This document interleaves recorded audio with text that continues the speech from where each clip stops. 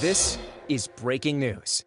Happening right now, Governor Hochul is signing new school zone speed camera legislation in Union Square. When I march in 8 walks, it's because people lost their loved ones to HIV and AIDS. When I march to ovarian cancer, it is people who lost loved ones to a cancer. All of the things that you see, all of the inspiration from change comes from a painful moment. And if you live long enough, as Mom stated, you're going to find painful moments, and you're going to find dark moments. And you're going to make that decision if those dark moments are burials or plantings. Families for Safe Streets, they took their dark moments, and they stated that other families should not have to experience that, and they turned it into purposeful moments. And when Andrew and Deborah, when they saw this and heard and listened, they decided to come together in both houses, in the Senate and the Assembly, and said, how do we do something legislatively where the numbers are just right? I mean, why do we say go to school and learn how to look at the numbers and the facts, and then we ignore them when it's time to put in place the governance or the laws that are impacting that? 72% of the fatalities were taking place when the cameras were not operating. That's basic math. You don't have to be a mathematical expert to say, what do we do differently? And so the teammanship between Transportation Authority, when you look at Family for Safe Streets, and so many other advocates who experienced this horrific issue, decided to come together and make a difference. But you could come with the greatest ideas possible, but if they fall on deaf ears, you wasted your time. Fortunate for us, we had a governor that listened. We had a governor that had enough compassion to state that this is logical, this makes sense, and let's get it done. And it was a hard-fought battle, because some people thought that cameras were a way of being punitive, when it was not. It was a way of deterrence, because once you get that ticket one time, you're not going to speed again. And then it's the halo effect that you're not going to speed in the area. So it's about using a tool to change and retool how we think and how we do the right things. And so I'm encouraged with the school, with your principal. I'm encouraged. There's a question mark that lingers over our entire existence because of what is happening. But when you walk into a school like this, that question mark turns into an exclamation point. We're going to be all right. We're going to be all right, because you are focused, you're driven, you understand what you want. I don't know if we've ever had a generation of young people like the generation of today. And don't kid yourself. Adults don't blow the winds of change. They don't. They like to act like they do. But the reality is, if you look from the civil rights era, if you look for the wars that have been protested, if you look for all the changes we have ever experienced globally, it has been young people like you. You blow the winds of change. Today, this piece of legislation is saying to you, take a deep breath and blow the globe in a direction that you want it to go into. I'm so excited about the future. And the country is a great place. But the country could only be great because of one thing. Because of New York City. we are the best of the best. We are America's city. And the young people in this city, everyone duplicates you. Everyone wants to be like you. Everyone wants to look at your music, your hairstyle, your dance, your culture, your food. It all starts right here in New York. So this bill is going to cascade throughout the entire country. And it's going to say it's possible to marry technology with safety. And we have a lot of challenges in front of us. Let's not kid ourselves. But I know we're going to defeat those challenges because of the partnerships of the two. I'm 62 years old. We will push back on a lot of things. You're supposed to push back on me. I pushed back on my parents. My parents pushed back on their parents. That's how change happened. We're not supposed to agree, but we're not supposed to be disagreeable. When we come together, we can do this. We can pass laws that protect us. That is what's great about this moment. And so I want to thank Andrew and Deborah for having the foresight, the vision to not give up and say we can make this happen. And to the families of Safe Streets. I knocked on a lot of doors in my time as a police officer, and I told family members that their loved ones were not coming home. And there was no consolation if it was because of a medal from a gun bullet or the medal from a speeding reckless driver. The pain is the pain, and you relive it. Every time you hear a horn, every time you hear of another person that loses a loved one, every time you hear a car brake hard, you relive it. That's the reality. But what you're doing today is you're taking that reality out of the lives of those people who are potentially the victims of vehicle crashes. And so on behalf of all of our babies and our families, I want to say thank you. New York State is a better place because we came together as lawmakers, as advocates, and as a governor. Legislate, negotiate, and agitate. And you agitated, and now we got the bill done. Thank you. Please welcome to the podium Senator Andrew Gonardis.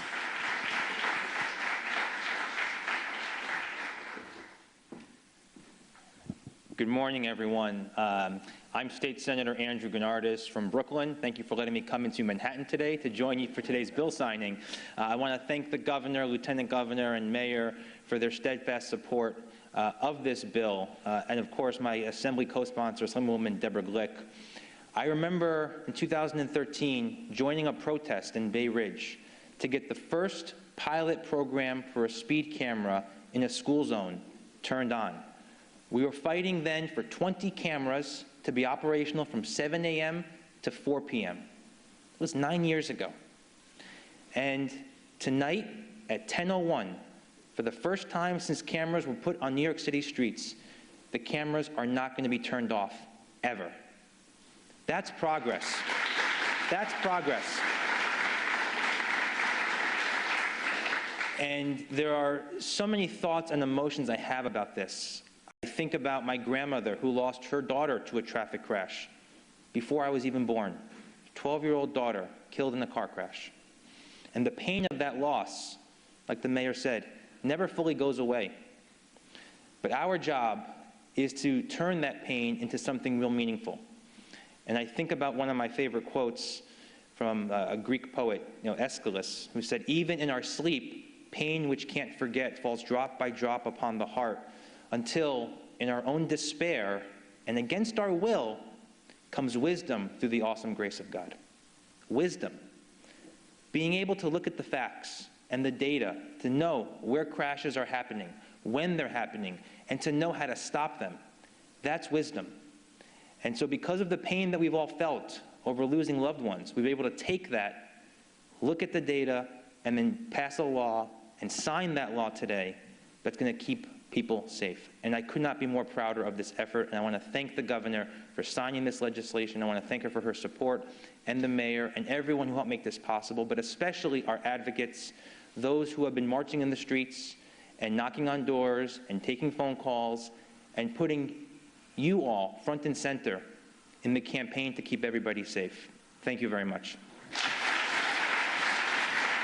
Please welcome to the podium Assemblymember Deborah Glick.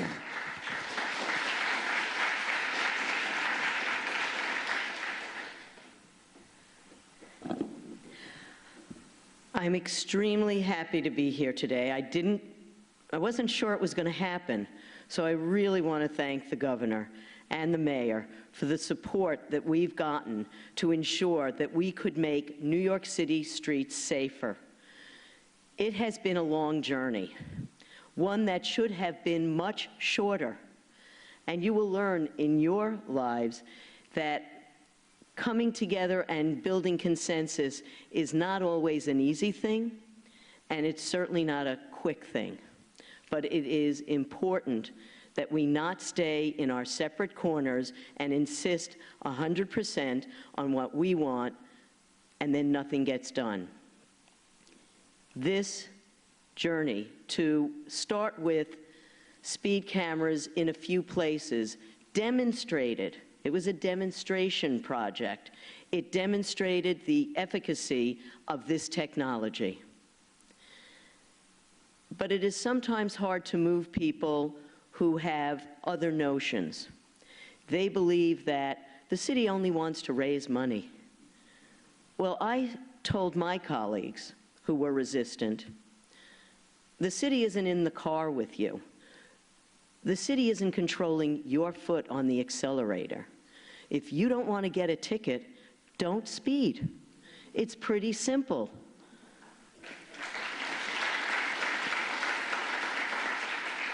When somebody is driving extremely fast, a pedestrian has no chance. No chance. They can't get out of the way, and they can't recover from their injuries. If you are going slowly, first of all, you might see that person and avoid the crash to begin with. Traffic violence has increased, and we have to increase our response to it. And that's what we're doing today. We are saying that we have had a decent program, but it had gaps, it had insufficiency. And when you see insufficiency, you don't just throw up your hands and say, well, I guess that's the best we can do. You think about what's lacking. What could we do better to ensure that we close the gaps? And the most important thing was to ensure that the cameras never turn off. And I am grateful to the co-sponsor in the Senate. Andrew and I have worked on a number of bills together, and we've both had frustrations in our respective chambers, but we have stayed the course, and we have worked with really the most incredible advocates. It's very hard not to get choked up when you meet with people who have lost their loved ones because of somebody else's stupidity. Through no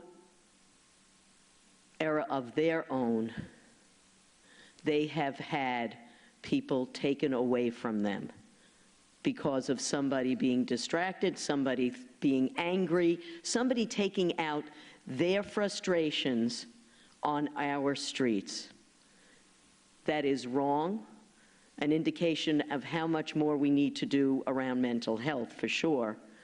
But it's also how we have to modify behavior. And you modify behavior, unfortunately, in this society by costing people money. And so today, thank you, Governor. You're going to sign a bill that is going to save so many more lives. And it is going to be a beacon across the country that we can make change in the biggest city in this country, in the most important city, as the mayor has been clear about. And we will send a message that we can make change, and that change can save lives. And again, Families for Safe Streets, you have been just an inspiration of what we can do when we take our pain and put it towards a unified message that we can do better. And I thank all of you for being here today, and especially all of the advocates for sticking with it. You've come to Albany repeatedly. You've had frustrations in coming to Albany, haven't we all? And you have made today possible. So thank you very much. Please welcome to the podium, Amy Cohen.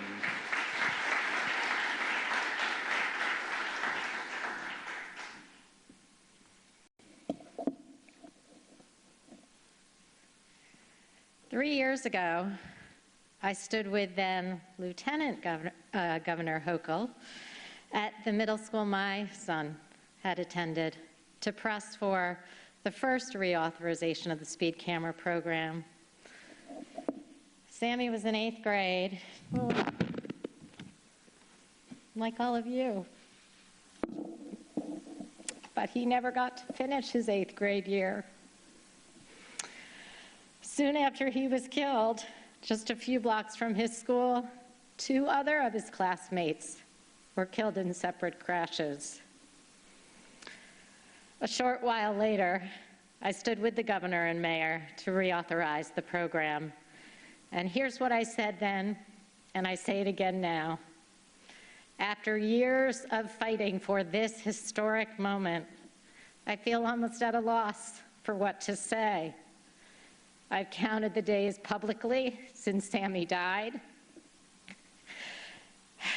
It's still hard 9 years later. I share that there is not even a word for losing your child. We are not widows or orphans.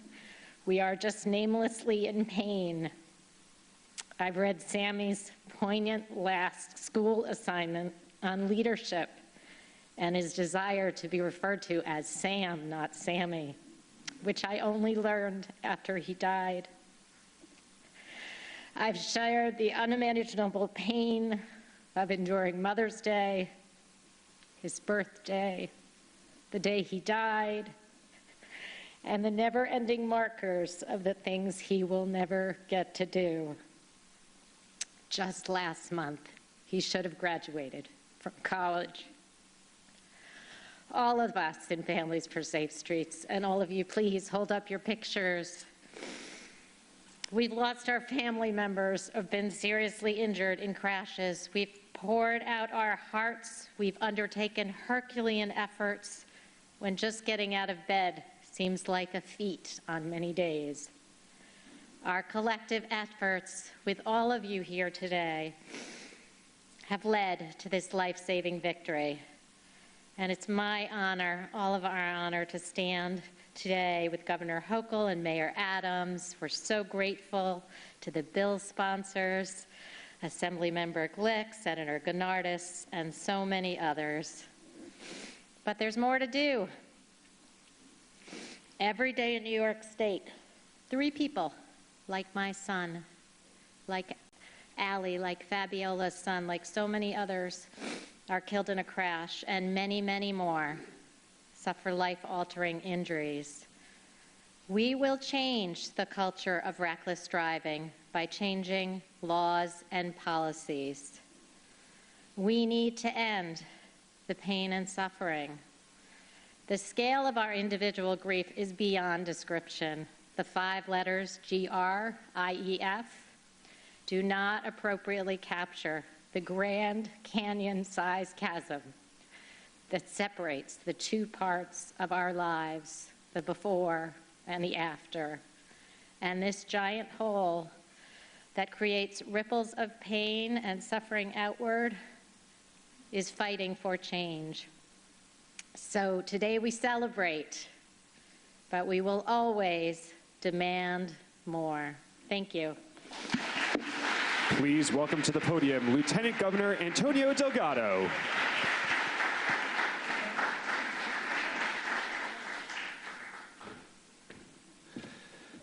Good morning. It's good to be here. I want to first just, I'm here to bring us home, if you don't know. I'm the last speaker, just so you know, okay? Before we have the bill signing, I want to thank the governor for her leadership, the mayor, Senator Gonardis, Assemblywoman Glick, the Principal Levin, and Amy, thank you, and all the advocates for Families for Safe Streets. I'm a parent. I have twin boys, identical twin boys. They're 8 years old. And so to hear you speak about the loss and the grief cuts right to the heart. But as the mayor talked about, you know, super beyond grateful for the way in which you and all of the parents who've had to endure this type of pain have turned it into purpose to better our society, to improve our society, to protect our children, to protect our families. And I'm just going to say this. I know it's your last day of school, right? It's pretty exciting. No? Not the last day? Yes, for some? I see heads yes, some no. All right, so kind of in between. So some are happy, some are kind of waiting. All right. You know, it was talked about by the governor, you know, this is a process. Everybody talked about it, right? You got to go through negotiation, and, you know, you got to work through legislation, and ultimately it leads into a bill signing. But fundamentally what we're talking about, democracy. democracy, which is a pretty cool thing. I'd argue it's probably the best idea we've come up with in at least top 3 or 4. Just this idea that everybody can actually vote and has a fair shake at having a say in society. And so as you come of age and enter into your own adulthood and think about what it means to be a part of a democracy, this is what it looks like when you can sit down and effectuate law that can affect people's lives in a positive way. And in a diverse society, too, which makes it more challenging when you got different perspectives, different races, different cultures, different religions, sexual orientations, all of it coming together. All of it coming together. And figuring out how can we live and give everybody an equal shot at this. So this is what's really good about this. It's democracy in action. Never forget that. And so with that, I'm happy to bring everybody to the front here for the bill signing. How about it? We're good? We ask that all in attendance please remain seated during the bill signing. Thank you. Obviously, you should go first. I'm just a fast walker. Stand right next to me. Stand right next to me.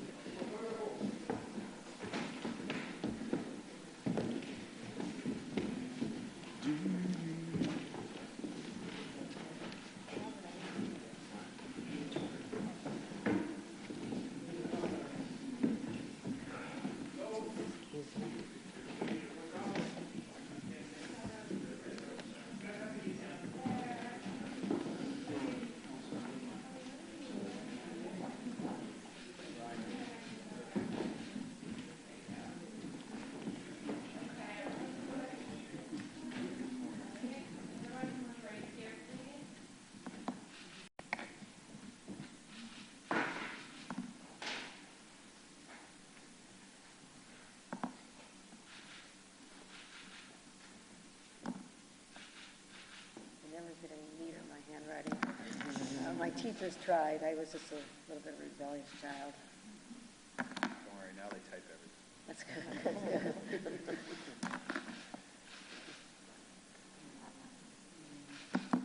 That used to just be for girls, then it became keyboard.